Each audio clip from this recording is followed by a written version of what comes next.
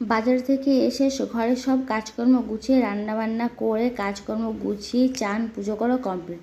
তার মাঝখানে আবার রান্নাঘরে যেতে কার ভালো লাগে বলো? তো অ্যারেঞ্জ করেছিলাম আজকে খাবো বলেই, তো তার জন্য আমি চলে আসলাম প্রিয় আমার রান্নাঘরে। তো আজকে যখন খাবো মনে ঠিক করেছি, তো আজকেই খাবো, ওই জন্য আমি আরেকবার চান করবো, কারণ রান্নাবান্না করে চান করতে আমার ভালো লাগে। সেটা কি জানো? সেই জিনিসটা হলো বাঁধাকপি বাটা।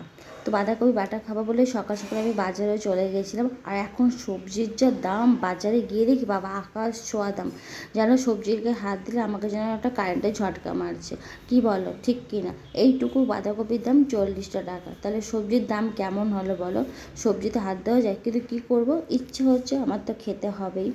আর ইচ্ছে হলে আমাকে সেটা তৈরি করতেও হবে, আনতে হবে, সে বৃষ্টি হোক আর বাদল হোক যাই হোক। তো বাজারে যখন যাচ্ছিলাম প্রচুর পরিমাণে রোদ ছিল।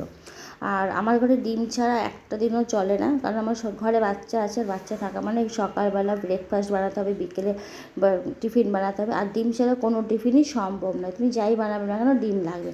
আর এত বড় ঘরে আমার ডিম রাখার জায়গা নেই, মানে ফ্রিজটা আমার এত বড় কিন্তু ডিম রাখার জায়গা নেই। আমার ফ্রিজে কিছু রাখলে না বরফ হয়ে যাচ্ছে, তো আমি বুঝতে পারছি না, তার জন্য কী করবো, ফ্রিজের ওপরেই ডিমের ট্রে রেখে দিয়েছি। আর এইভাবে বাঁধাকপিগুলো একটা করে ছাড়িয়ে দিয়েছি, আমি কিন্তু অর্ধেক বাঁধাকপি দিয়েছি আর অর্ধেক রেখে দিয়েছি। দামের জিনিস তো 20 টাকা আজকে খাবো, 20 টাকা পরের দিন খাবো। তো নুন জলে আমি বাঁধাকপিগুলো ভালো করে গরম করে নিয়ে একটা জায়গায় রেখে দিলাম পাত্রে ঝরিয়ে। আর ওখানে শুকনো লঙ্কা, কাঁচা লঙ্কা আর কালো জিরেটা ভালো করে ভাজা করে নিচ্ছি। ওটা ভাজা হলে পরে এখানে আদা, রসুন আর পেঁয়াজ কুচি আছে, এটা একটু বড় বড় করে করেছি। আর বেশিরভাগ সব গোটা গোটাই আছে, পেঁয়াজটা জাস্ট একটু হালকা করে কুচিয়ে দিয়েছিলাম, ভাজা করব। আর বাইরে দিয়ে এত হাওয়া আসছে, তো ওভেনটা দেখেছো তো কীরকম আগুন জ্বলে উঠেছিল ওভেনে, মানে কম করেও দিতে পারছি না, বেশি করেও দিতে পারছি না হাওয়ার জন্য। আর রান্নাঘরে সুযোগ সুযোগ একটা হাওয়া আসে আমার ঘরে, আহা হা কী সুন্দর হাওয়া। হাওয়া খেতে গেলে আবার রান্না হবে না, আবার রান্না করতে গেলে হাওয়া খাওয়া হবে না। তো একে একে আমি নুন আর হলুদ গুঁড়ো দিয়ে দিলাম, পরিমাণ মতো লবণ, পরিমাণ মতো হলুদ গুঁড়ো।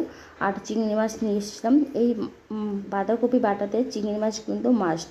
আর সাথে কটা বাদামও দিতে হবে, বাদাম। তো আমি বাদাম দিয়েছিলাম, স্বাদের জন্য আমি দিয়েছি, তোমরা না চাইলে স্কিপ করতে পারো। আর মাছের মাথাগুলো বেশ সুন্দর করে ছাড়িয়ে, সরু সরু যে দাঁড় থাকে সেইগুলো ছাড়িয়ে বেশ সুন্দর করে ধুয়ে আমি কিন্তু মাছের মাথাগুলো বেটে নিয়েছি। আর চিংড়ি মাছ জানো তো খেতে খুব ভালো লাগে, ছাড়ানোটা ভীষণ কষ্ট, কিন্তু কী করবো বলো, লাগবে দিতে। আর সুস্বাদু খাবার খেতে হলে কষ্ট তোমাকে করতেই হবে। আর তোমরা চাইলে কিন্তু বাঁধাকপিগুলো দেখো কুচিয়ে দিতে পারো, আমি দেখো কত বড় বড় করে দিয়েছি, যেন আমি এখনই খাবো, আমার এত খিদে পেয়েছে, সত্যি কথা খুব খিদে পেয়েছে গো।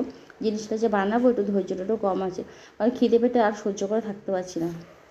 তারপরে চান করে নিয়েছি, চান করলে যেন খিদেটা একটু বেশি পায়। ছেলে মানুষদের শুনেছি চান করলে খিদে পায়, কিন্তু মেয়ে মানুষেরও চান করলেই খিদে পায়। আর রান্নাবান্না সব অ্যারেঞ্জ করাই ছিল, তো আমি এটা কিন্তু সুন্দর করে ভাজবাটা সেন্ট বেরোবে, এবং ভাজাটা হয়ে গেলে খুন্তিতে এমনি উঠে যাবে, তখন কিন্তু মনে হবে যে ভাজাটা কিন্তু কমপ্লিট হয়ে গেছে। কমপ্লিট হয়ে যাওয়ার পর ভাজাটা কমপ্লিট হয়ে যাওয়ার পরে আমি একটা মিক্সচারে বেটেছি, তোমরা চাইলে শিলনোড়াতেও বাটতে পারো।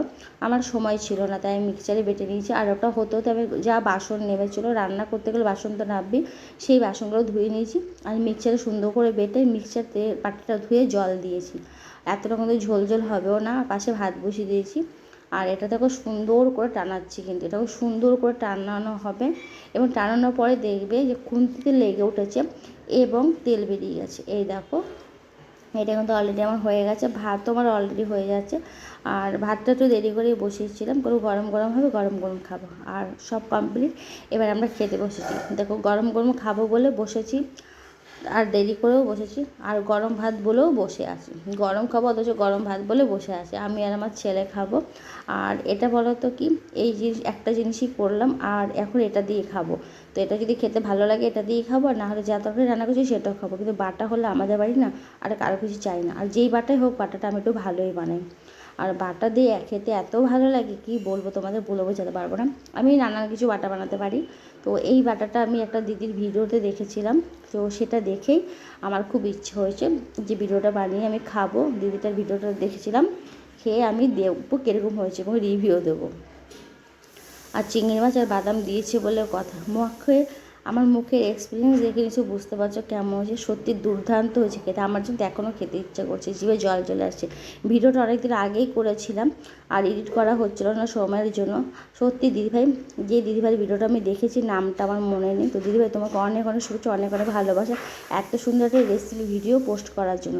আমি কিছু শিখতে পারলাম, জানতে পারলাম, আমি তো জানতামই না এইভাবে বাঁধাকপি বাটা খাওয়া যায়। তো তাহলে তো কত বাঁধাকপি নষ্ট হয়ে যায়, তো মানে সময়ের জন্য রান্না করতে পারি না, ফ্রিজে রেখে দিই, নষ্ট হয়ে যায়। তো এইভাবে দুটো রান্না করে বেশ খাওয়াই যায়। আর এরকম বাঁধাকপি দিয়ে সত্যি এক থালা ভাত কিন্তু খাওয়া যায় একদম 100%। তো তোমরা সবাই একটু বানিয়ে খেয়ে দেখো। যদি মনে হয় এর মধ্যে আরও কিছু দেবে তো আরও কিছু দিতে পারো, আর যদি মনে হয় এখান থেকে কিছু স্কিপ করবে সেটাও স্কিপ করলেও ভালো লাগবে। চিংড়ি মাছ বাদাম যে দিতে হবে এমনটা না, শুধু রসুন পেঁয়াজ দিয়ে খেলেও ভালো লাগবে, আমি যেটা বুঝলাম খাবার পরে। তো তো তো আর কথা বলতে পারছি না, মানে কথা বললে আমি তৃপ্তি করে খেতেও পারছি না। খাবারের সময় যেন বেশি কথা বলা যায় না, কারণ তৃপ্তি হয় না খাবারটা খাবো তৃপ্তি করে। আর এতটাই সুন্দর, এতটাই ভালো লাগলো খাবারটা খেয়ে, জাস্ট অসাধারণ, কী বলবো। আমার ছেলে তো পাশ থেকে বলছে, মা আমি আগে খাবো, আমি আজকে আর ক্যামেরায় আসবো না। আর তাই ছেলে ক্যামেরায় আসে, ও পাশ থেকে গপ গপ করে খেয়ে যাচ্ছে গরম গরম ভাত আর গরম গরম বাটা, দারুণ। তো দিদিভাই তোমাকে অনেক শুভেচ্ছা, অনেক অনেক ভালোবাসা গো, তুমি এত সুন্দর একটা ভিডিও আমাদের মাধ্যমে পোস্ট করেছো। আই লাভ ইউ দিদিভাই। তোমার নামটা আমার মনে নেই, যদি তোমার নামটা আমার মনে থাকতো আমি না সত্যি তোমার নামটাই ভিডিওর মাধ্যমে নিতাম। আর আমি জানতো যে কোনো ভিডিও থেকে লাইক কমেন্ট করি, সেই দিদিদের প্রোফাইলের নাম দেখতে আমি ভুলে যাই। শুধু ভিডিওই নয়, আমি যে কোনো জিনিস যখন করি সেই জিনিসের গায়ে কী লেখা আছে সেটা আমি দেখতে ভুলে যাই। আমার কোনো দোকান থেকে জামা কাপড় বা কিছু একটা কিনবো, সেই দোকানের নাম দেখতে ভুলে যাই। পরেক্ষণে যখন সেই দোকানে যাই, আমি একটা জায়গায় দাঁড়িয়ে সেই দোকানগুলো খুঁজি কোন দোকান থেকে নিয়েছিলাম, এবং দোকানে গিয়ে নাম মনে করে বলতেও পারি না যে কী জিনিস নিয়েছিলাম। আমার এটা মানে খুব ব্যাড হ্যাবিট, এই পর্যন্ত ঠিক করতে পারিনি, মানে পুরোপুরি ঠিক করতে পারিনি, কিছুটা ঠিক করতে পেরেছি। তো এবার থেকে যখন থেকে আমি যে কোনো ভিডিও দেখি না কেন, সেই দিদিভাই বা দাদাভাই, সেই বন্ধুর নামটা আমি দেখে রাখি, যাতে আমি ভিডিওতে সেই দিদিভাই দাদাভাই বন্ধুর নামটা আমি নিতে পারি। তাহলে কি সেই দিদিভাই দাদাভাইরা যদি আমার ভিডিওটা দেখে তাহলে তাদের ভালো লাগবে, এটাই হচ্ছে কথা। এছাড়া কিন্তু আর কিছু নেই, নামটা নেওয়া এর জন্যই। তো চলো, আমি তো একতলা ভাত খেয়ে নেবো, মনে হচ্ছে আজকে 2 কেজি চাল রান্না করতে হবে। তো চলো।